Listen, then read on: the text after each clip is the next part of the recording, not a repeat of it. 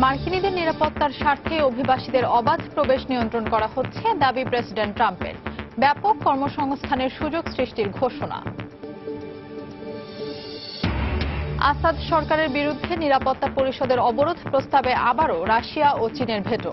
এতে সিরিয়ার বেসামরিক নাগরিকদের ওপর সহিংসতা বাড়বে মন্তব্য যুক্তরাষ্ট্রের। এবং ইরাকের পশ্চিম মসুল পুনরুদ্ধার অভিযানে ৮,০০০ সাধারণ মানুষ গৃহহীন জানিয়েছে জাতিসংঘ। পূর্ব মসুল আইএস মুক্ত হলেও ভেঙে পড়েছে স্বাভাবিক জীবন ব্যবস্থা।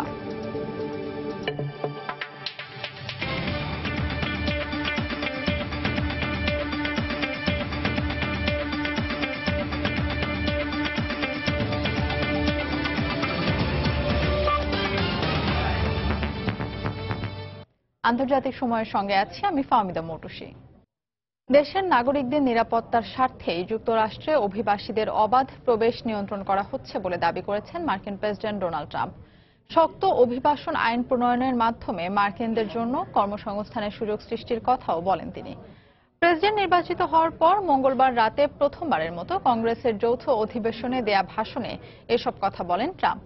সবার আগে মার্কিনীদের নিরাপত্তা নিশ্চিত করা এবং কর্মসংস্থান সৃষ্টির মাধ্যমে আমেরিকাকে আবারও একটি মহান রাষ্ট্রে রূপান্তর করাই তার সরকারের প্রধান লক্ষ্য বলে মন্তব্য করেন ট্রাম্প। প্রেসিডেন্ট নির্বাচিত হওয়ার পর গত প্রায় ১.৫ মাসে মন্ত্রিসভা গঠন এবং গুরুত্বপূর্ণ উপদেষ্টাদের মনোনয়ন দেয়া ছাড়াও বেশ কিছু গুরুত্বপূর্ণ নির্বাহী আদেশ জারি করেন প্রেসিডেন্ট ট্রাম্প। এসব মনোনয়নের অনেকগুলোই কংগ্রেসে উভয় দলের বিরোধিতার মুখোমুখি হয়। মঙ্গলবার সেই কংগ্রেসেই প্রথমবারের মতো ভাষণ দিলেন তিনি। ভাষণের শুরুতেই মহান রাষ্ট্র হিসেবে যুক্তরাষ্ট্রে নতুন যুগের সূচনা হয়েছে বলে মন্তব্য করেন ট্রাম্প। একই সঙ্গে মার্কিন চেতনাকে পুনরায় জাগ্রত করার কাজ এরই মধ্যে তার সরকার শুরু করে দিয়েছে বলেও উল্লেখ করেন তিনি। দেশ জুড়ে একটি নতুন অধ্যায়ের সূচনা হয়েছে। মার্কিনরা বিশ্বাস করতে শুরু করেছেন যে স্বপ্নগুলো এতদিন আমাদের অধরা ছিল, আজ সেগুলো আমাদের হাতের নাগালে আসতে শুরু করেছে। আমাদের মিত্ররা খুব শিগগিরই দেখতে পাবে যুক্তরাষ্ট্র আবারও বিশ্বকে নেতৃত্ব দেওয়ার জন্য পুরোপুরি প্রস্তুত। অভিবাসন ইস্যুকে সামনে এনে ট্রাম্প বলেন, যুক্তরাষ্ট্রকে কোনোভাবেই সন্ত্রাসীদের অভয়ারণ্যে পরিণত হতে দেয়া যাবে না। মার্কিনদের নিরাপত্তার স্বার্থেই যুক্তরাষ্ট্রে বিভিন্ন দেশের অভিবাসীদের অবাধ প্রবেশ নিয়ন্ত্রণ করা হচ্ছে বলে ব্যাখ্যা দেন তিনি। 9/11-এর পর থেকে এদেশে একাধিক সন্ত্রাসী হামলার ঘটনা আমরা প্রত্যক্ষ করেছি। আমরা দেখেছি কিভাবে ফ্রান্স, জার্মানি, বেলজিয়াম সহ বিশ্বের বিভিন্ন প্রান্তে একের পর এক সন্ত্রাসী হামলা চালানো হয়েছে। আর এ কারণেই আমরা মার্কিনদের নিরাপত্তার স্বার্থে এদেশে অভিবাসীদের অবাধ প্রবেশের অনুমতি দিতে পারি না। দেশের জনগণের নিরাপত্তা নিশ্চিত করা এবং মার্কিনদের জন্য ব্যাপক কর্মসংস্থান সৃষ্টি তার সরকারের প্রধান লক্ষ্য বলেও ভাষণে উল্লেখ করেন ট্রাম্প। ওবামা প্রশাসনের স্বাস্থ্যনীতি ওবামা কেয়ার প্রসঙ্গে বলেন, প্রতিটি নাগরিকেরই তার পছন্দ অনুযায়ী স্বাস্থ্য বীমা ক্রয়ের অধিকার রয়েছে। আর এ কারণেই ওবামা কেয়ার বাতিল করা হয়েছে উল্লেখ করে আরো উন্নত স্বাস্থ্যনীতি প্রণয়নের প্রত্যয় ব্যক্ত করেন ট্রাম্প। এছাড়াও গত প্রায় ১ দশকে দেশের অবকাঠামো প্রায় ভেঙে পড়েছে দাবি করে এর সংস্কার ও পুনর্নির্মাণে ১ ট্রিলিয়ন বা ১ লক্ষ কোটি মার্কিন ডলার অর্থ বরাদ্দে কংগ্রেসের প্রতি আহ্বান জানান তিনি। পররাষ্ট্র নীতি প্রসঙ্গে ট্রাম্প বলেন, মধ্যপ্রাচ্য সহ বিশ্বজুড়ে নিরাপত্তা রক্ষায় ন্যাটো, ইইউ সহ অন্যান্য সামরিক জোটকে যৌক্তিক ব্যয় বহন করতে হবে। এছাড়াও ন্যাটো, ইইউ সহ বিভিন্ন সামরিক জোটের মধ্যে সমন্বয় সাধনেরও কথা বলেন মার্কিন প্রেসিডেন্ট। আমাদের পররাষ্ট্রনীতি সবসময় বিশ্বজুড়ে অর্থবহ এবং যৌক্তিক সম্পৃক্ততায় বিশ্বাসী। বিশ্বজুড়ে নিরাপত্তা প্রতিষ্ঠায় ন্যাটোর প্রতি আমাদের পুরোপুরি আস্থা ও সমর্থন রয়েছে। কিন্তু এক্ষেত্রে ন্যাটোভুক্ত প্রতিটি রাষ্ট্রকে তাদের আর্থিক দায়ভার বহন করতে হবে। আমরা এরই মধ্যে আলোচনার মাধ্যমে সেটি শুরু করতে সক্ষম হয়েছি। এছাড়াও দেশের নিরাপত্তার স্বার্থে হোমল্যান্ড সিকিউরিটি বিভাগ এবং কেন্দ্রীয় গোয়েন্দা সংস্থার পাশাপাশি রিপাবলিকান এবং ডেমোক্র্যাট দলকে এক হয়ে কাজ করার আহ্বান জানান ট্রাম্প। নিজের শাসনামলে প্রতিটি মার্কিন নাগরিককে বড় স্বপ্ন দেখার আহ্বান জানিয়ে কংগ্রেসে দেয়া প্রথম ভাষণ শেষ করেন মার্কিন প্রেসিডেন্ট ডোনাল্ড ট্রাম্প। অন্য কর্মকার, সময় সংবাদ। প্রথমবারের মতো কংগ্রেসের যৌথ অধিবেশনে দেয়া ভাষণে মার্কিন প্রেসিডেন্ট ডোনাল্ড ট্রাম্প তার নির্বাচন পূর্ব প্রতিশ্রুতি ভঙ্গ করেছেন বলে অভিযোগ করেছেন কেন্টাকির সাবেক গভর্নর স্টিভেন বেশিয়ার। মঙ্গলবার ট্রাম্পের ভাষণের পর ডেমোক্র্যাট দলের পক্ষ থেকে আনুষ্ঠানিক প্রতিক্রিয়া জানান তিনি। এ সময় ট্রাম্পকে ওয়াল স্ট্রিটের চ্যাম্পিয়ন বলে অভিহিত করেন তিনি। বেশিয়ার আরও বলেন, রাশিয়া যুক্তরাষ্ট্রের বন্ধু রাষ্ট্র না হওয়া সত্ত্বেও ট্রাম্প দেশটির সঙ্গে সম্পর্ক উন্নয়নের চেষ্টা করে জাতীয় নিরাপত্তাকে হুমকির মুখে ঠেলে দিচ্ছেন। একই সঙ্গে বেশ কয়েকটি মিত্র রাষ্ট্রকে একঘরে বের ফেলার কারণে সেসব দেশের সঙ্গে যুক্তরাষ্ট্রের সম্পর্ক নষ্ট হচ্ছে বলে অভিযোগ করেন সাবেক এই গভর্নর। এছাড়াও অভিবাসন বিদ্বেষী না হয়ে যুদ্ধবিধ্বস্ত বিভিন্ন দেশ থেকে পালিয়ে আসা শরণার্থীদের পাশে দাঁড়াতেও ট্রাম্পের প্রতি আহ্বান জানান স্টিভেন বেশিয়ার। 7টি মুসলিম দেশের নাগরিকদের যুক্তরাষ্ট্র ভ্রমণের নিষেধাজ্ঞার বিরুদ্ধে যুক্তরাষ্ট্র জুড়ে বিক্ষোভ ও হোয়াইট হাউস থেকে জাতীয় নিরাপত্তা বিষয়ক বিভিন্ন তথ্য ফাঁসের জন্য সাবেক প্রেসিডেন্ট বারাক ওবামাকে দায়ী করেছেন প্রেসিডেন্ট ডোনাল্ড ট্রাম্প। মঙ্গলবার ফক্স নিউজকে প্রকাশিত এক সাক্ষাৎকারে ট্রাম্প এ অভিযোগ করেন। নতুন অভিবাসন নীতিতে ইরাক ভ্রমণ নিষেধাজ্ঞা থেকে বাদ পড়বে বলে জানিয়েছেন ট্রাম্প প্রশাসনের এক কর্মকর্তা। এদিকে ওভাল অফিসে হোয়াইট হাউস উপদেষ্টা কেলিয়ান কনওয়ের একটি ছবি নিয়ে সামাজিক যোগাযোগ মাধ্যমে তোলপাড় চলছে। ওভাল অফিসে হোয়াইট হাউস উপদেষ্টা কেলিয়ান কনওয়ের সোফায় পা তুলে বসা এই ছবি প্রকাশ হয়ে পড়ার পর সমালোচনার ঝড় ওঠে সামাজিক যোগাযোগ মাধ্যমে। কৃষ্ণাঙ্গ নেতাদের সঙ্গে বৈঠকের পর তাদের সম্মানে প্রেসিডেন্ট ডোনাল্ড ট্রাম্প উঠে দাঁড়ালেও কনওয়েল আয়েশি ভঙ্গিতে সোফায় পা তুলে বসে থাকেন। কনওয়েলের এ ছবি সামাজিক যোগাযোগ মাধ্যমে ভাইরাল হয়ে যায়। 7 মুসলিম দেশের নাগরিকদের যুক্তরাষ্ট্র ভ্রমণে নিষেধাজ্ঞার বিরুদ্ধে ব্যাপক বিক্ষোভে উস্কানি দেওয়া এবং হোয়াইট হাউস থেকে জাতীয় নিরাপত্তা বিষয়ক বিভিন্ন তথ্য ফাঁসের জন্য বারাক ওবামাকে দায়ী করেছেন প্রেসিডেন্ট ট্রাম্প। মঙ্গলবার ফক্স নিউজের ফক্স অ্যান্ড ফ্রেন্ডস অনুষ্ঠানে প্রচারিত এক সাক্ষাৎকারে ট্রাম্প বলেন, শুধুই রাজনৈতিক সুবিধা পাওয়ার জন্য সাবেক প্রেসিডেন্ট ও তার দলের লোকজন এসব করছেন বলে মনে করেন তিনি। যদিও এই অভিযোগের সপক্ষে কোনো তথ্য প্রমাণ উপস্থাপন করেননি তিনি। হোয়াইট হাউসে সংবাদকর্মীদের সঙ্গে নৈশভোজ বাতিল প্রসঙ্গে ট্রাম্প বলেন, ভুয়া সংবাদ পরিবেশনকারী গণমাধ্যমের প্রতিনিধিদের সঙ্গে কোনো অনুষ্ঠানে যোগ দেয়া ভণ্ডামির শামিল। একই অনুষ্ঠানে আসন্ন বাজেটে সামরিক খাতে অতিরিক্ত 5,400 কোটি মার্কিন ডলার বরাদ্দের যে ঘোষণা দিয়েছেন সে অর্থের উৎসের বিষয়ে প্রশ্ন করা হলে তার জবাব দেন ট্রাম্প। দেশের অর্থনীতির যে প্রবৃদ্ধি হবে সেখান থেকেই এই বাড়তি অর্থ আসবে। এছাড়া অন্যান্য খাতের বরাদ্দ সমন্বয় করা হবে। বর্তমানে প্রবৃদ্ধির হার 1%, এই হার বাড়িয়ে 3% বা তার বেশি করা গেলেই পুরো দেশের চেহারা বদলে যাবে।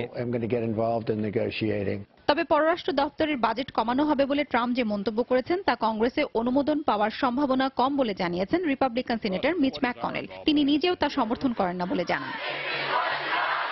7 মুসলিম দেশের নাগরিকদের যুক্তরাষ্ট্র ভ্রমণে ট্রাম্পের নিষেধাজ্ঞার বিষয়ে নিন্দার ঝড় এখনো থামেনি। এর মধ্যেই জানা গেছে বুধবার অভিবাসন নিয়ে নতুন আদেশ জারি করতে পারেন ট্রাম্প। আগের নির্বাহী আদেশ আদালত স্থগিত করায় নতুন এ আদেশের প্রয়োজনীয়তা দেখা দিয়েছে বলে জানান এক মার্কিন কর্মকর্তা। নতুন নির্বাহী আদেশ থেকে ইরাকের নাম বাদ যাওয়ার সম্ভাবনা আছে বলেও জানান তিনি। পেন্টাগন এবং পররাষ্ট্র দপ্তরের অনুরোধে ট্রাম্প ইরাকের নাম বাদ দিতে রাজি হয়েছেন বলে জানান নাম প্রকাশে অনিচ্ছুক ওই কর্মকর্তা। হাফসাতুন্নেসা, সময় সংবাদ। সিরিয়ার আসাদ সরকারের বিরুদ্ধে জাতিসংঘ নিরাপত্তা পরিষদের অবরোধ আরোপের প্রস্তাবে আবারও ভেটো দিয়েছে রাশিয়া ও চীন। বিদ্রোহী নিয়ন্ত্রিত এলাকায় সরকার আবার রাসায়নিক অস্ত্র ব্যবহার করছে এমন অভিযোগ এনে যুক্তরাষ্ট্র, ব্রিটেন সহ পরিষদের বেশিরভাগ দেশ এই অবরোধ আরোপের প্রস্তাব দেয়। তবে রাশিয়া এ প্রস্তাবকে অযৌক্তিক বলেছে, আর চীন বলেছে কোনো প্রমাণ ছাড়াই সিরীয় সরকারের বিরুদ্ধে এমন অভিযোগ এনেছে পাশ্চাত্য দেশগুলো। পরে যুক্তরাষ্ট্র বলছে রাশিয়া ও চীনের এ পদক্ষেপ সিরিয়ায় বেসামরিক নাগরিকদের ওপর সহিংসতা উস্কে দেবে। রাশিয়ার ভেটোতে পরপর 6 দফা জাতিসংঘের নিরাপত্তা পরিষদের যে প্রস্তাব নাকচ হয়েছে, মঙ্গলবার সংস্থাটির 7ম দফা আলোচনায় একই ঘটনার পুনরাবৃত্তি হয়। বৈঠকে সিরিয়া সরকারের বিরুদ্ধে বিদ্রোহী নিয়ন্ত্রিত অঞ্চলে রাসায়নিক অস্ত্র ব্যবহারের অভিযোগ তুলে অবরোধ আরোপের প্রস্তাব দেয় যুক্তরাষ্ট্র, যুক্তরাজ্য ও ফ্রান্স। ওই 3 দেশের উত্থাপিত এ খসড়া প্রস্তাবের পক্ষে 9টি ভোট ও বিপক্ষে 3টি ভোট পড়ে। সংস্থাটির অস্থায়ী সদস্য মিশর, কাজাখস্তান ও ইথিওপিয়া ভোটদানে বিরত থাকে। প্রতিবারের মতো এবারও এই প্রস্তাবনায় ভেটো দেয় রাশিয়া ও চীন। তাদের সঙ্গে যোগ দেয় পরিষদের অস্থায়ী সদস্য বলিভিয়া। 2011 সালে সিরিয়ায় গৃহযুদ্ধ শুরুর পর থেকে এ পর্যন্ত আসাদ সরকারকে রক্ষায় নিরাপত্তা পরিষদের অবরোধের প্রশ্নে 7 বার ভেটো দিল রাশিয়া, অন্যদিকে চীন ভেটো দিয়েছে 6 বার। কিরগিজস্তানে সফররত রুশ প্রেসিডেন্ট ভ্লাদিমির পুতিন সিরিয়ার উপর পশ্চিমাদের অবরোধ আরোপের প্রস্তাবকে অযৌক্তিক বলে মন্তব্য করেন। এ ধরনের অপরাধ জেনেভায় চলমান শান্তি আলোচনাকে বাধাগ্রস্ত করবে। আমি কখনোই সিরিয়ার উপর কোনো ধরনের অবরোধ মেনে নেব না। Это не помогает. জাতিসংঘে নিযুক্ত চীনা প্রতিনিধি লিউ জিয়েই জানান, সিরিয়া সরকারের বিরুদ্ধে তোলা অভিযোগের বিষয়টি এখনো তদন্তাধীন। অভিযোগের পক্ষে প্রমাণ না পাওয়া পর্যন্ত আসাদ সরকারের ওপর অবরোধ আরোপের প্রস্তাবকে অগ্রহণযোগ্য বলে উল্লেখ করেন তিনি। সিরিয়া সরকার আদৌ এই রাসায়নিক অস্ত্রের হামলা চালিয়েছে কিনা তার কোনো প্রমাণ মেলেনি। তাই এই ধরনের অভিযোগ এনে দেশটির সরকারকে কালো তালিকাভুক্ত করার কোনো মানে নেই। রাশিয়া ও চীনের ভেটো দেয়ার কড়া সমালোচনা করেছে অবরোধের প্রস্তাব তোলা প্রধান দুই দেশ যুক্তরাষ্ট্র ও ব্রিটেন। তাদের সমর্থন করেছে আসাদ বিরোধী বিদ্রোহীরা। এই ভেটো সিরিয়ার বেসামরিক নাগরিকদের ওপর সরকারের সহিংসতা বাড়িয়ে দিতে সহায়তা করবে বলে মন্তব্য করেছেন জাতিসংঘের মার্কিন দূত নিকি হেলি। রাশিয়া ও চীন যে সিদ্ধান্ত নিয়েছে তা সিরিয়ার সাধারণ মানুষের নিরাপত্তার জন্য উদ্বেগজনক। তারা অন্ধের মতো আসাদ সরকারকে সমর্থন জুগিয়ে চলেছে, বারবার তদন্তকে প্রশ্নবিদ্ধ করেছে। আইএসকে আমরা যেমন ধরাশায়ী করেছি, তেমনি সিরীয় সরকারের কোনো অপরাধও আমরা বরদাস্ত করব না। 2013 সালে রাশিয়া ও যুক্তরাষ্ট্রের মধ্যে একটি সমঝোতা চুক্তির আওতায় দেশটিতে থাকা সব রাসায়নিক অস্ত্র ধ্বংস করতে সম্মত হয়েছিল সিরীয় সরকার। কিন্তু জাতিসংঘ ও আন্তর্জাতিক রাসায়নিক অস্ত্র পর্যবেক্ষণ সংস্থার তদন্তকারীরা 2014 ও 15 সালে বিদ্রোহীদের ওপর সরকারি বাহিনীর ক্লোরিন গ্যাস হামলার অন্তত 3টি প্রমাণ পাওয়ার দাবি করে, যদিও তা অস্বীকার করে আসাদ সরকার।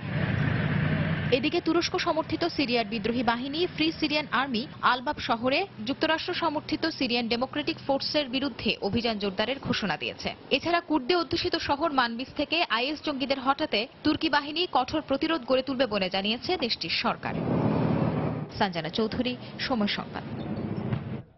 আন্তর্জাতিক সময় আরো দেখবেন, রোহিঙ্গাদের উপর দমন নিপীড়নকে বৈধ অভিযান বলে আখ্যা দিলেন মিয়ানমারের সেনাপ্রধান। রোহিঙ্গা নির্যাতন নিয়ে জাতিসংঘের প্রতিবেদন প্রত্যাখ্যান।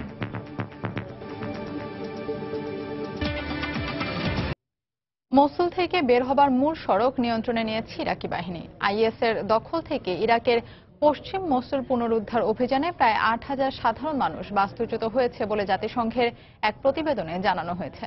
মঙ্গলবার জাতিসংঘের ওই প্রতিবেদনে বলা হয়, আশ্রয় ক্যাম্পে পালিয়ে আসা বাস্তুচ্যুত বিভিন্ন বয়সী নারী পুরুষ এবং শিশুদের ভিড় বেড়ে চলছে।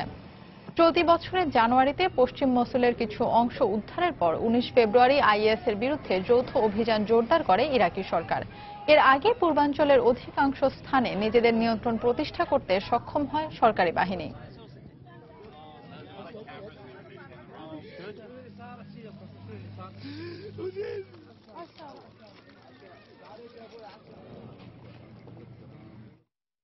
গত অক্টোবরে ইরাকের যৌথ বাহিনী উত্তরাঞ্চলীয় শহর মসুল পুনর্দখল অভিযানের অংশ হিসেবে পূর্বাঞ্চল থেকে আইএস জঙ্গিদের হটিয়ে দিয়েছেন। তবে দীর্ঘদিন আইএসের হাতে অবরুদ্ধ থাকা শহরটির বাসিন্দাদের ব্যবসা বাণিজ্য সহ স্বাভাবিক জীবন ও জীবিকার এখন প্রায় ভঙ্গুর অবস্থা। আইএসের হাত থেকে মুক্তি পেলেও অনিশ্চিত ভবিষ্যতের আশঙ্কায় দিন যাপন করছেন পূর্ব মসুলের অধিকাংশ মানুষ। প্রায় 2.5 বছর পর আইএসের দখলমুক্ত হলো পূর্ব মসুল। জঙ্গিমুক্ত হওয়ার পর শহরটিতে একটু একটু করে প্রাণ ফিরতে শুরু করলেও যুদ্ধ ও ধ্বংসের চিহ্ন দৃশ্যমান। বেঁচে থাকার তাগিদেই নতুন করে দোকানপাট খুলতে শুরু করেছেন স্থানীয় ব্যবসায়ীরা। তবে আইএসের হাতে প্রায় বন্দী জীবনের বিভীষিকা এখনো তাড়া করছে তাদের। জঙ্গিরা কারো কোনো অজুহাত শুনত না। তাদের মতের বিরুদ্ধে কিছু হলেই অস্ত্র উঁচিয়ে এসে ধরে নিয়ে যেত। 2014 সালের জুনে মসুল দখলে নেয়ার পর আইএস শহরটির অলিগলি, বাজার, এমনকি ক্লাবঘরে পর্যন্ত নিজেদের আধিপত্য বিস্তার করে। খেলাধুলায় প্রবল আগ্রহ থেকেই পূর্ব মসুলের মানাফ ইউনুস নামের এই ব্যক্তি বিলিয়ার্ড ক্লাব গড়েছিলেন। ইসলাম বিরোধী উল্লেখ করে ক্লাবটি বন্ধ করে দেয় আইএস। 2 বছরের ধুলোবালি সরিয়ে আবারও এতে প্রাণ ফিরিয়ে আনার চেষ্টা করছেন তিনি। আমি দীর্ঘ 40 বছরে ক্লাবটি গড়ে তুলেছি। গত 2 বছর ক্লাবটি বন্ধ থাকায় আমি নিঃস্ব হয়ে পড়েছি। নতুন করে সবকিছু শুরু করতে পারবো কিনা জানি না। ইরাকের দ্বিতীয় বৃহত্তম এই শহরটি দখলে নেওয়ার পর থেকেই ধূমপান, টিভি, রেডিও নিষিদ্ধ করে আইএস। পুরুষদের দাড়ি রাখতে ও নারীদের মাথা থেকে পা পর্যন্ত ঢেকে রাখতেও বাধ্য করে জঙ্গিরা। আইএসের ধ্বংসযজ্ঞ থেকে বাদ যায়নি শহরটির শিক্ষার প্রাণকেন্দ্র মসুল বিশ্ববিদ্যালয়ও। ক্লাসরুমের লন্ডভন্ড চেয়ার টেবিল ও পুড়ে যাওয়া বইপত্র এখনো আইএসের মর্টার হামলার সাক্ষী হয়ে আছে। লাইব্রেরিতে ঢুকে সাহিত্য, সংস্কৃতি ও দর্শনের অসংখ্য বই পুড়িয়েছে জঙ্গিরা। পরে আইএসের বিরুদ্ধে মার্কিন জোটের বিমান হামলায় আবারও ক্ষতিগ্রস্ত হয় বিশ্ববিদ্যালয়টির বিভিন্ন ভবন। পূর্ব মসুল আইএস মুক্ত হলেও পশ্চিমে এখনো জঙ্গিদের সঙ্গে যৌথ বাহিনীর তুমুল লড়াই চলছে। তাই এখনো আতঙ্কমুক্ত নন এখানকার অধিবাসীরা। তবে শিগগিরই পূর্ব মসুল থেকে আইএস বিতাড়িত হবে এমন আশায় দিন গুনছেন পূর্ব মসুলবাসী। দেলোয়ার হোসেন, সময় সংবাদ। দেখছেন আন্তর্জাতিক সময়, সঙ্গেই থাকুন। ভাই এখানে কোনো ইন্টারনেট নাই, ইন্টারনেট পেলেই মেলটা পাঠিয়ে দিবে। রিপোর্ট পেয়ে গেছি। পেয়েছেন? লুঙ্গি পরে পাহাড়ের মধ্যে হেঁটো না। লুঙ্গি পাঠাইছিস, আমাকে একবার জানাবি না? জানালে তোর ইন্টারনেটের স্পিড বেড়ে যেত। আয় লাইভে আয়। হাই ভিউয়ার্স, বুঝলি আমার হাতে বাংলাদেশের 1 নাম্বার নেটওয়ার্ক গ্রামীণ ফোন। একটি সাফল্য যেন বাদ না পড়ে, হাওড়া চাই আকাশ ছোঁয়া, প্রতিটি স্বপ্ন পাগলা আনন্দের একটি মুহূর্ত। মল্টেড বার্লি হতে তৈরি ভিটামিন, ক্যালসিয়াম, মিনারেল ও প্রোটিন সমৃদ্ধ নতুন ওভালটিন আপনার পরিবারের সম্পূর্ণ পুষ্টির উৎস। অনেক কিছু করার শক্তি, বেশি কিছু হওয়ার ক্ষমতা, আনন্দে পরিপূর্ণ জীবনের নিশ্চয়তা। নতুন ওভালটিন পরিবারের সম্পূর্ণ পুষ্টির উৎস।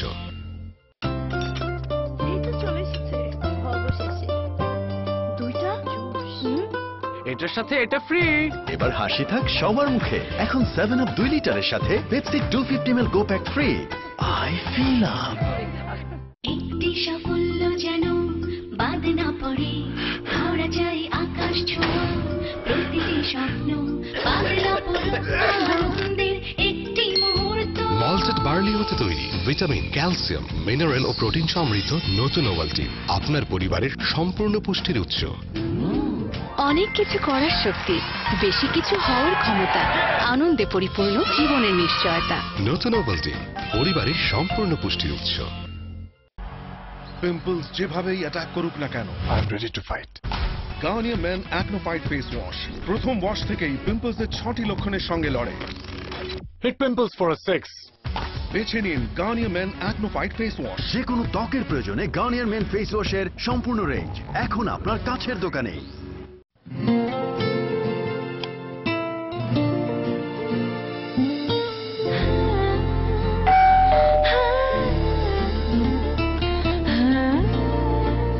Walton switch and socket. সময় এখন বাংলাদেশে। ওয়ালটন আমাদের পণ্য। দেখছেন আন্তর্জাতিক সময়। দুরন্ত বাইসাইকেল, উড়ে চলো দুরন্ত গতিতে। আফগানিস্তানের দক্ষিণাঞ্চলীয় হেলমান্দ প্রদেশে তালেবানের হামলায় 12 পুলিশ সদস্য নিহত হয়েছেন। প্রদেশটির রাজধানী লাস্কারগাহ শহরে পুলিশের ছদ্মবেশে তালেবানের এক জঙ্গি এই হামলা চালায়। প্রত্যক্ষদর্শীরা জানান, ছদ্মবেশী ওই জঙ্গি বিশেষ নিরাপত্তা এলাকায় প্রবেশ করে একটি তল্লাশি চৌকিতে অতর্কিত গুলি চালিয়ে পালিয়ে যান। প্রাদেশিক গভর্নর হামলার বিষয়টি নিশ্চিত করলেও বিস্তারিত কিছু জানাননি। তবে ঘটনাস্থল থেকে অস্ত্র, গ্রেনেড ও গোলাবারুদ উদ্ধারের কথা জানিয়েছে স্থানীয় পুলিশ।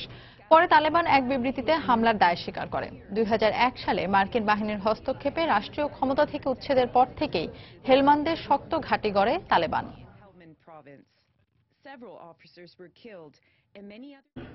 লেবাননের দক্ষিণাঞ্চলীয় সাইদা শহরের একটি ফিলিস্তিনি শরণার্থী শিবিরে সেখানকার চরমপন্থী রাজনৈতিক দল ফাতাহর কর্মীদের মধ্যে সংঘর্ষে একজন নিহত ও 3 জন আহত হয়েছেন।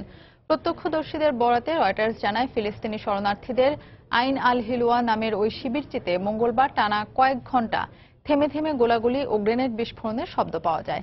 এ সময় আতঙ্কিত লোকজন ঘর ছেড়ে খোলা আকাশের নিচে আশ্রয় নেয়। সাইদা শহরের এই শিবিরটিতে প্রায়ই আইএস ও আল কায়েদার জঙ্গিদের সঙ্গে পশ্চিম তীর ভিত্তিক রাজনৈতিক দল ফাতাহ কর্মীদের সংঘর্ষ হয় বলে জানিয়েছে গণমাধ্যম। দীর্ঘদিন থেকেই শিবিরটিতে সাধারণ ফিলিস্তিনিদের সঙ্গে আশ্রয় নিয়ে কার্যক্রম চালিয়ে আসছে জঙ্গিরা।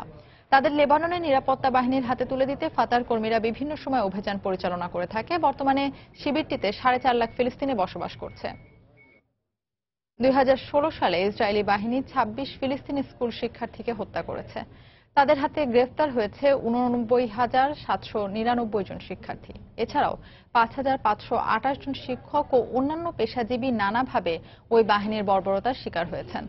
ফিলিস্তিনের শিক্ষা মন্ত্রণালয়ের বরাতে স্থানীয় গণমাধ্যম এসব তথ্য জানায়। মন্ত্রণালয় জানায়, 162টি শিক্ষা প্রতিষ্ঠানে ইসরায়েলিরা অভিযান চালানোর নামে রাবার বুলেট সহ বিভিন্ন দাহ্য পদার্থ নিক্ষেপ করেছে। ইসরায়েলি নিরাপত্তা চৌকির কারণে 51 জন শিক্ষক শিক্ষার্থী সময় মতো স্কুলে পৌঁছাতে পারে না বলেও জানানো হয়। এতে গত বছর 4,878টি ক্লাস ক্ষতিগ্রস্ত হয়েছে। এছাড়াও 2016 সালে 7 জন শিক্ষককে গৃহবন্দী করে রেখেছিল ইসরায়েলি দখলদার বাহিনী। এ প্রতিবেদন প্রকাশের পর ফিলিস্তিনের শিক্ষা মন্ত্রণালয় সমস্যা নিরসনে জাতীয় ও আন্তর্জাতিক মানবাধিকার সংস্থাগুলোর সহায়তা চেয়েছে।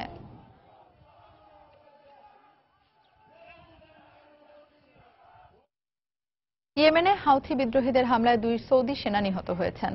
স্থানীয় গণমাধ্যম জানায়, সৌদি আরবের দক্ষিণাঞ্চলের নাজরান এবং জিজান অঞ্চলের সেনা ক্যাম্পে ইয়েমেনি হাউথি বিদ্রোহীদের চোরাগোপ্তা এবং কামান হামলায় ওই 2 সেনা নিহত হন।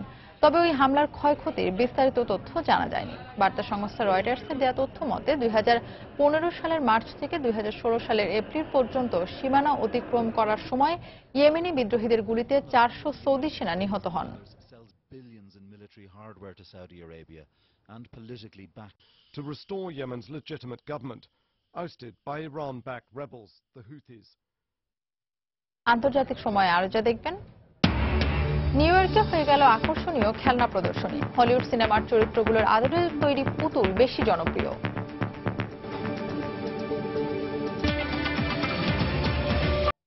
ফিলিপিন্সের আবু সায়াফ জঙ্গিদের হাতে জিম্মি এক জার্মান নাগরিকের শিরশ্ছেদের ঘটনায় দেশটির কাছে দুঃখ প্রকাশ করেছেন ফিলিপিনো প্রেসিডেন্ট রদ্রিগো দুতার্তে।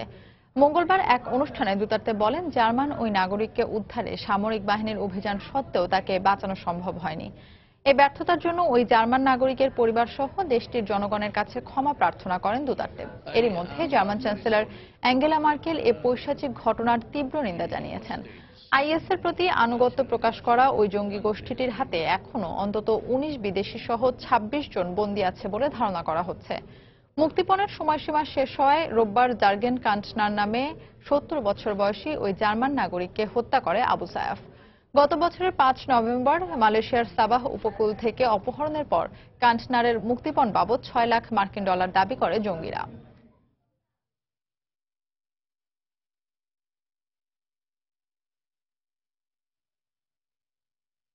মিয়ানমারের রোহিঙ্গা সংখ্যালঘুদের ওপর চালানো দমনপীড়নকে সন্ত্রাসীদের বিরুদ্ধে বৈধ অভিযান বলে আখ্যা দিয়েছে দেশটির সেনাবাহিনী।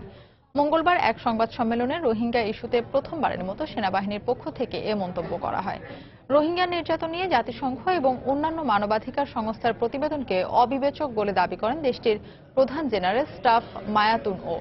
যেসব এলাকায় নির্যাতনের সংবাদ গণমাধ্যমে এসেছে সেখানকার মানুষের সঙ্গে কথা বলে অভিযোগের সত্যতা পাওয়া যায়নি বলে জানান তিনি। গত অক্টোবরে মিয়ানমারের সীমান্তবর্তী অঞ্চলে অবস্থিত একটি পুলিশ চৌকিতে সন্ত্রাসী হামলায় 9 পুলিশ সদস্য নিহত হওয়ার পর সন্ত্রাস দমন অভিযানের নামে রোহিঙ্গাদের ওপর নির্যাতন শুরু করে দেশটির সেনাবাহিনী। আন্তর্জাতিক মহলের তীব্র রোষানলে পড়ে 5 মাস পর সম্প্রতি এই অভিযানের আনুষ্ঠানিক সমাপ্তি ঘোষণা করে দেশটির সরকার।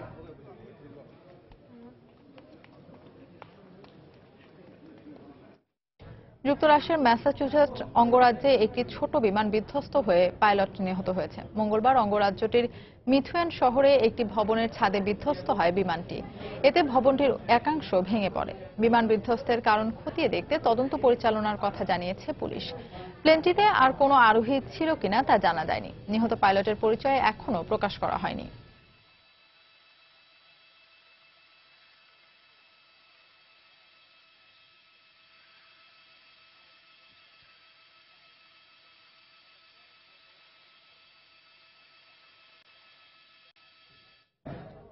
ফরাসি প্রেসিডেন্ট ফ্রাঁসোয়া ওলাদ ভাষণ দেওয়ার সময় দুর্ঘটনাবশত এক পুলিশের গুলিতে 2 জন আহত হয়েছে।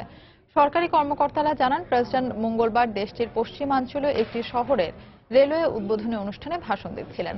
এ সময় দায়িত্বরত এক পুলিশ কর্মকর্তার রাইফেলের সেফটি ক্যাচ খুলে গুলি বের হয়ে যায়। প্রেসিডেন্টের ভাষণস্থল থেকে 100 মিটার দূরে ছাদে অবস্থান করছিলেন ওই পুলিশ কর্মকর্তা। গুলিতে এক হোটেল পরিচালক ও রেলওয়ে কর্মী আহত হয়, তবে তারা এখন আশঙ্কামুক্ত বলে গণমাধ্যমের খবরে জানানো হয়েছে। এ ঘটনায় তদন্ত চলছে বলে জানিয়েছে স্থানীয় সরকার প্রধান। ভূমধ্য সাগর পাড়ি দিয়ে ইতালি যাওয়ার পথে লিবিয়ার আশ্রয় শিবিরগুলোতে হাজার হাজার অভিবাসন প্রত্যাশী নারী ও শিশু প্রতিনিয়ত শারীরিক ও মানসিক নির্যাতনের শিকার হচ্ছে জানিয়ে সতর্ক করেছে জাতিসংঘের শিশু বিষয়ক সংস্থা ইউনিসেফ। বৃহস্পতিবার সংস্থাটির প্রকাশিত প্রতিবেদনে বলা হয়, 2016 সালে 25,846 জন নারী ও শিশু একাকী ভূমধ্য সাগর পাড়ি দিয়ে ইউরোপের বিভিন্ন দেশে যাওয়ার জন্য লিবিয়ার বিভিন্ন আশ্রয় কেন্দ্রে অবস্থান করছে। কোথাও যাওয়ার জায়গা না থাকায় এসব নারী ও শিশুরা প্রতিনিয়ত নানা ধরনের নির্যাতনের শিকার হচ্ছেন। অভিবাসন প্রত্যাশী ৮২ জন নারী এবং ৪০ জন শিশুর সাক্ষাৎকারের ভিত্তিতে এ তথ্য জানায় ইউনিসেফের গবেষণা দল। বেশিরভাগের অভিযোগ বিভিন্ন সময়ে তারা নানাভাবে যৌন হয়রানি এবং নির্যাতনের শিকার হন। এসব নির্যাতনের সঙ্গে লিবিয়ার আইন শৃঙ্খলা বাহিনী, তাদের সহযোগী এবং অভিবাসনের সহযোগিতাকারীরা জড়িত বলে জানিয়েছে ইউনিসেফ। সার্বিয়ার একটি সামরিক ঘাঁটিতে বোমা বিস্ফোরণে একজন নিহত হয়েছে, আহত হয়েছে অন্তত ২৫ জন। স্থানীয় সময় বুধবার ক্রাগুজেভাক শহরে পরপর ২টি বোমার বিস্ফোরণ হয়। আহতদের মধ্যে অনেকের অবস্থা আশঙ্কাজনক বলে জানিয়েছে হাসপাতাল কর্তৃপক্ষ। এ ঘটনায় ৩ জন এখনও নিখোঁজ রয়েছে। তাদের খোঁজে অভিযান চালানোর কথা জানিয়েছে আইন শৃঙ্খলা বাহিনী। বিস্ফোরণের কারণ সম্পর্কে তাৎক্ষণিকভাবে কিছু জানা না গেলেও তদন্ত চলছে বলে জানান তারা।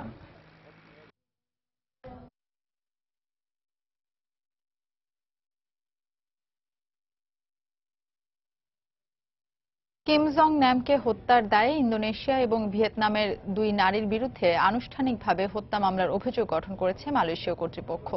হত্যার ঘটনায় গ্রেফতার সন্দেহভাজন ২ নারীকে বুধবার বিচারের মুখোমুখি করা হবে। ভিয়েতনাম ও ইন্দোনেশিয়ার নাগরিক ২ নারীর নাম সাইতি আয়েশা ও দোয়ান থি হুয়ং। এই দুজন নামের মুখমণ্ডলে প্রাণঘাতী রাসায়নিক উপাদান ছড়িয়ে দেয় বলে অভিযোগ রয়েছে। অভিযোগ প্রমাণিত হলে তাদের মৃত্যুদণ্ডও হতে পারে। এদিকে উত্তর কোরিয়ার নেতা কিম জং উনের নির্দেশে তার সৎ ভাই কিম জং নামকে হত্যা করা হয়েছে বলে জানিয়েছে দক্ষিণ কোরিয়ার গোয়েন্দা সংস্থা। মালয়েশীয় পুলিশ এই হত্যাকাণ্ডে জড়িত সন্দেহে উত্তর কোরিয়ার ৮ নাগরিককে খুঁজছে। দক্ষিণ কোরিয়ার দাবি, উত্তর কোরিয়ার গুপ্তচররাই ১৩ ফেব্রুয়ারি মালয়েশিয়ার কুয়ালালামপুর বিমানবন্দরে নামকে হত্যা করেন। Kuala Lumpur's international airport. 2 women accused of being the assassins are already in police custody. Adriana Diaz is in Beijing with new details of the investigation. ভারতের ত্রিপুরা রাজ্যের ঢালাই জেলায় ৩ আদিবাসী শিশুকে গণধর্ষণের দায়ে 2 আদিবাসী যুবককে গ্রেফতার করেছে পুলিশ। অভিযুক্ত আরও 2 জনকে খুঁজতে সাঁড়াশি অভিযান চলছে বলে জানায় তারা। গত 25 ফেব্রুয়ারি হিন্দু সম্প্রদায়ের শিবরাত্রি উদযাপনের রাতে এই পৈশাচিক ঘটনা ঘটে। পুলিশের রিপোর্ট থেকে জানা যায় ওই 3 আদিবাসী শিশু শিবমেলা থেকে বাড়ি ফেরার পথে স্থানীয় 4 যুবক তাদের অপহরণ করে। পরদিন সকালে ওই 3 শিশুকে গুরুতর আহত অবস্থায় পাশের জঙ্গল থেকে উদ্ধার করা হয়। এরপর ক্ষতিগ্রস্ত পরিবার থানায় অভিযোগ দায়ের করলে তাৎক্ষণিক অভিযান চালিয়ে ওই 2 জনকে গ্রেফতার করে পুলিশ। তাদের বিরুদ্ধে গণধর্ষণ ও শিশু নির্যাতনের অভিযোগ আনা হয়েছে।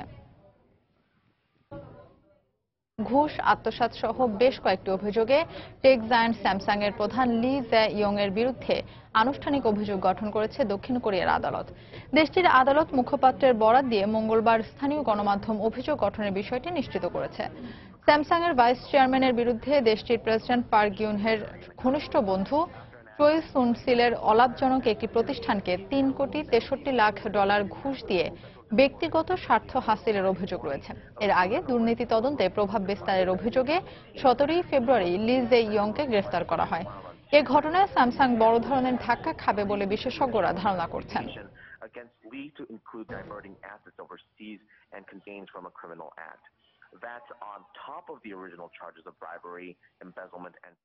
মালয়েশিয়ায় অবৈধভাবে বসবাসরত বাঙালিদের যত দ্রুত সম্ভব ই কার্ড নেওয়ার পরামর্শ দিয়েছেন বাংলাদেশ হাইকমিশনার মোহাম্মদ শহীদুল ইসলাম। মঙ্গলবার মালয়েশিয়ার বাংলাদেশ হাইকমিশনে অনুষ্ঠিত সভায় কর্মরত সাংবাদিকদের সঙ্গে বৈঠকে তিনি একথা বলেন। তিনি আরো বলেন, 15 ফেব্রুয়ারি থেকে শুরু হওয়া অস্থায়ী কাজের জন্য যারা নিবন্ধন ই কার্ড পেয়েছেন বা পাবেন তাদেরকে বৈধ করার চেষ্টা করা হবে। অবৈধ শ্রমিকদের জন্য এটাই শেষ সুযোগ এবং ই কার্ড নিবন্ধন চলবে 30 জুন পর্যন্ত। এ সময়সীমা বাড়ানো হবে না বলে হুঁশিয়ারি দেন তিনি। তার কাছে বাংলাদেশের কোনো ডকুমেন্ট থাকুক না থাকুক তাকে ই কার্ড দিয়ে দেওয়া হবে এবং ই কার্ড দিয়ে দিলে তাকে খুব দ্রুতই বাংলাদেশের পাসপোর্ট কিনতে হবে এবং বাংলাদেশের পাসপোর্ট পেলে তাদের এটা আগামী 1 ডিসেম্বর পর্যন্ত তারা এই কার্ডের আওতায় কাজ করবার সুযোগ পাবে। এই সুযোগটা যদি উনি নিয়ে নেয় তাহলে কিন্তু সে রিহায়ারিং প্রসেসের যে 2 বছর, 3 বছর, 4 বছর, 5 বছর নির্বাহ করবে সেই সুযোগটা তারা পাবে। ইতালির মাউন্ট এটনা আগ্নেয়গিরিতে আবারও অগ্ন্যুৎপাত শুরু হয়েছে। স্থানীয় গণমাধ্যম জানায়, সোমবার মধ্যরাতে আগ্নেয়গিরি থেকে আগুনের লাভা বের হতে থাকে। সিসিলির ভূমধ্য সাগরীয় উপদ্বীপের অন্যতম এই আগ্নেয়গিরিটি প্রায় বছরের নীরবতা ভেঙে আবারও সক্রিয় হলো। এদিকে কাটানিয়া বিমানবন্দরের পাশেই এটনা আগ্নেয়গিরি অবস্থিত। নিরাপত্তা নিশ্চিতে সর্বোচ্চ সতর্কতায় রয়েছে বিমানবন্দর কর্তৃপক্ষ।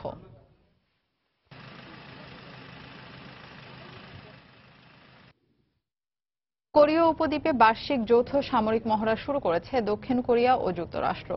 ওই অঞ্চলে চলমান সামরিক উত্তেজনার মধ্যেই বুধবার এ মহড়া শুরু করে সামরিক মিত্র এ দুই দেশ।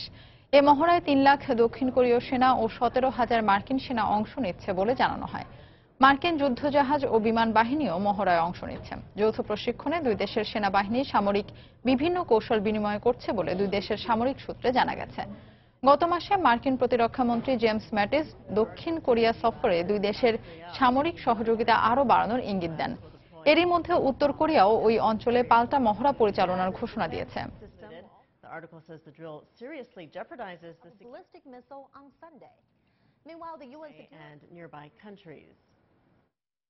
নিকারাগুয়ায় অন্ধবিশ্বাসের জেরে 25 বছর বয়সী এক তরুণীকে পুড়িয়ে হত্যার খবর পাওয়া গেছে।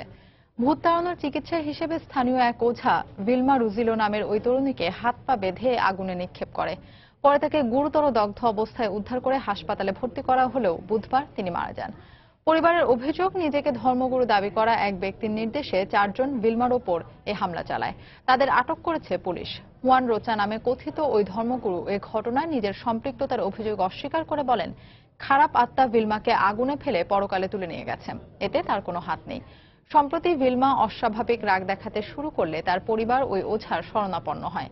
তবে এত ভয়াবহ কিছু হবে এমনটা ভাবতেও পারেননি কেউ।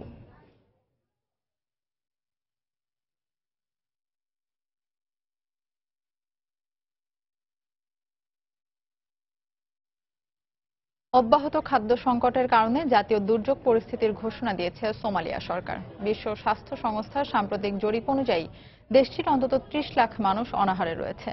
মানবেতর জীবনযাপন করছে আরও অন্তত 62 লাখ মানুষ। অপুষ্টিতে ভুগছে 3.5 লাখের বেশি শিশু।